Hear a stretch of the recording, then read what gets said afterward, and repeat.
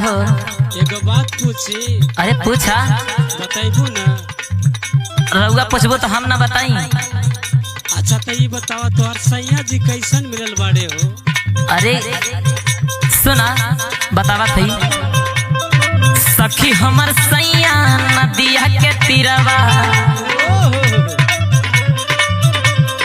सखी हमर सैया नदिया के तीरवा, जाई के मछरिया मारे हो राम। सखी हमर सैया नदिया के तीरवा, जाई के मछरिया मारे हो राम। सखी हमर सैया नदिया के तीरवा, जाई के मछरिया मारे हो राम। हरे जाई के मछरिया मारे हो राम, जाई के मछरिया मारे हो राम।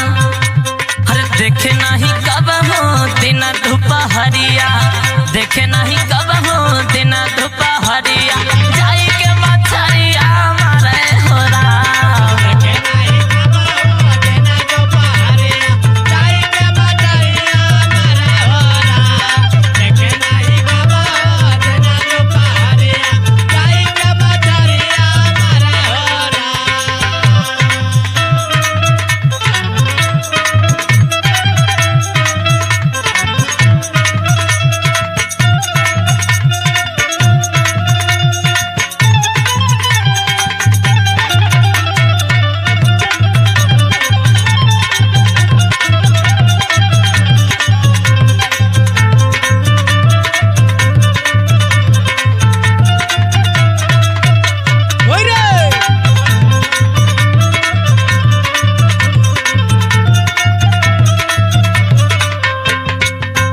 ए सखी अपना हाथे बनावे खियावे, राजाऊ हंसी हंसी खूब बतियावे।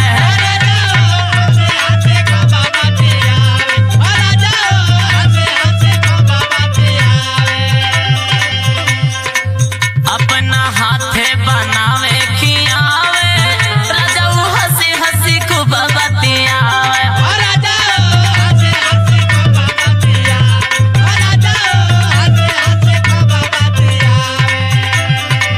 करे नहीं जाले कवन हो करिया, करे नहीं जाले कवन हो करिया, जाई के मछरिया मारे हो राम।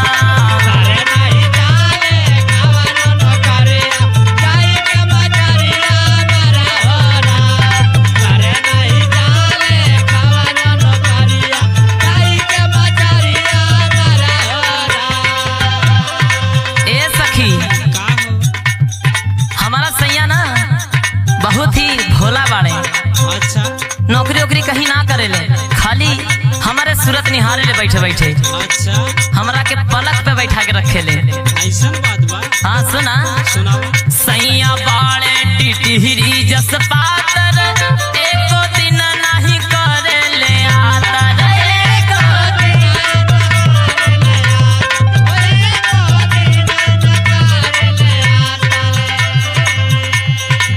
सैया बाड़े टिटहिरी जस पातर, एको दिन नहीं करे ले आतर।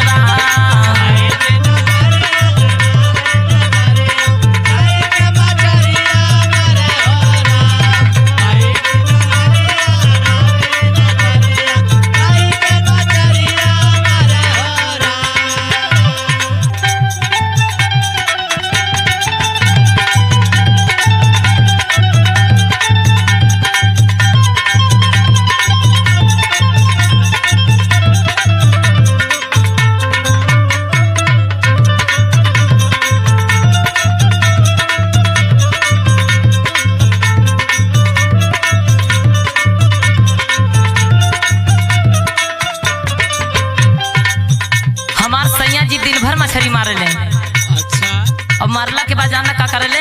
का करेले हो? बतावा थी सुना।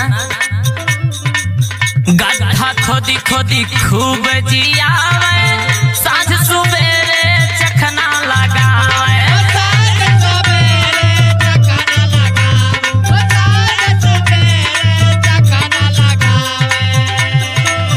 गड्ढा खोदी खोदी खूब जियावे,